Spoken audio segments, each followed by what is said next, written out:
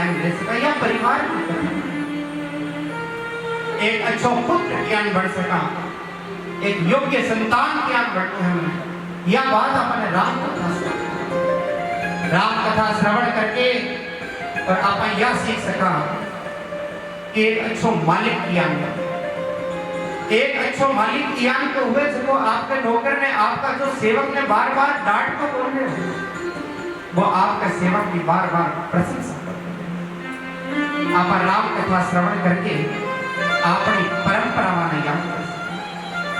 राम कथा के माध्यम से आप यह बात श्रवण कर सका कि आपकी परंपरा का, अरे आपने तो घर माला को कार्य करवानो भी कोनी आवे, विवाह के मायने आप राम कथा श्रवण करा, परंतु फिर भी आप परंपरा में भूलता नहीं। एक लड़का ने उठा लियो, एक साइड लड़की ने उठा लिया, दोनों जड़ा उठाया और फिर बाद में बा माड़ा पिराना की कोशिश करे और फिर बाद में कह तो बा माड़ा टूटे या फिर बाद के माने कहीं छोरो पड़े कहीं छोरी पड़े, यार का उंदा उंदा आप लोग काम करा। यदि आप राम कथा श्रवण कराना तो आपने समझ में आ जाए कि माड़ा क्या पहले विवाह का मंगलिक कार्य किया हुए कई प्रकार से हुए, ऐसा विषय के मायने आप श्रवण करा। बोलिए श्री रामचंद्र भगवान की।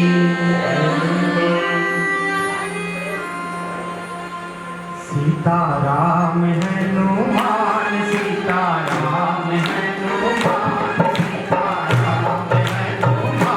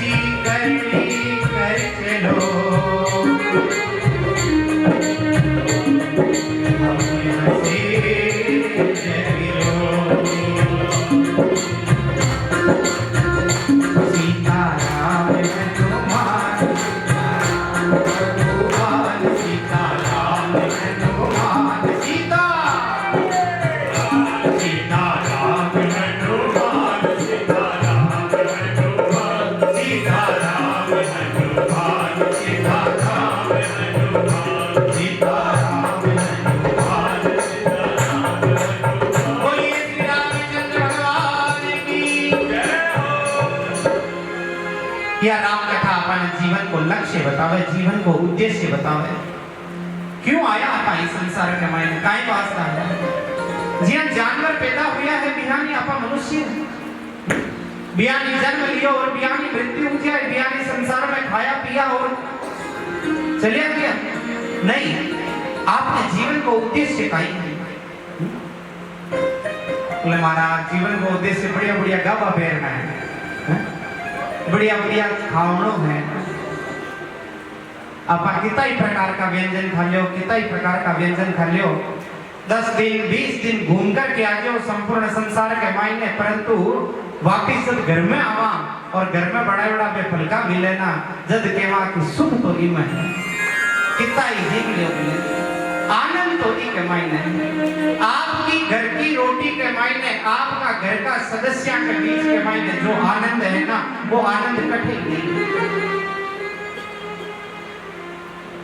आज प्रातः काल आपने शोभा यात्रा के मध्य के मायने मैं देखा हो कि बहुत सारी मातावां आपके मस्तक के ऊपर कलश लेकर के बोले शोभा यात्रा की शोभा आई है कि मातावां आपके माथा के ऊपर कलश रखे। ये जो कलश है ना, ये कलश के मायने बोले कलशस्य विष्णु कंठे रुद्र समाश्रिता, कलश के मुख के मायने भगवान विष्णु को वासो है और कंठे रुद्र समाश्रिता भगवान शंकर को निवास है। कलश में भाई है जड़ है और जड़ में कौन रहे? जड़ यानी नीर, और नीर में रहते हैं नारायण, और नारायण की नाभि कमल से उत्पन्न हुआ भगवान ब्रह्मा जी। ये वास्तविक कलश के मायने ब्रह्मा जी को भी निवास है, और ब्रह्मा जी की भ्रकुटी से प्रकट हुआ भगवान शंकर।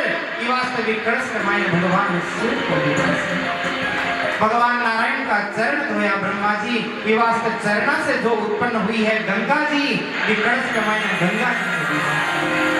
ये कलश के मायने यदि ब्रह्मा जी को प्राकट्य हुए तो ब्रह्मा जी का चारों हाथों में 4 वेद है, तो वे कलश के मायने चारों वेदा को भी निवास है। यह समझ लो कि आज प्रातः कालीन शोभा यात्रा के मायने मस्तक के ऊपर कलश लेकर के जो स्त्रियां आई ना वे मातावां वास्तव के मायने वे मातावां नहीं, वे एक चालता फिरता तीर्थ आवा, ये एक चालता फिरता तीर्थ आवा और वे तीर्थ की प्रकार की अपनी जो संस्कृति की प्रकार की अपनी जो सभ्यता है या भारत की सभ्यता, ये भारत भूमि के ऊपर घना प्रकार का संत महात्मा होड़ा, और वे संत महात्मा लोग भगवान की महिमा अनेक अनेक प्रकार से गाई है। या राम कथा अपन श्रवण करावे कि जब आप इस संसार से जावा एक गर्व हुआ है। मैं बहुत बार किया करूं कि आपने जाना के बाद में जननी जनी तो संत जन कहे दाता के सूर, नहीं तो रही जे बांझड़ी मधी गवाजे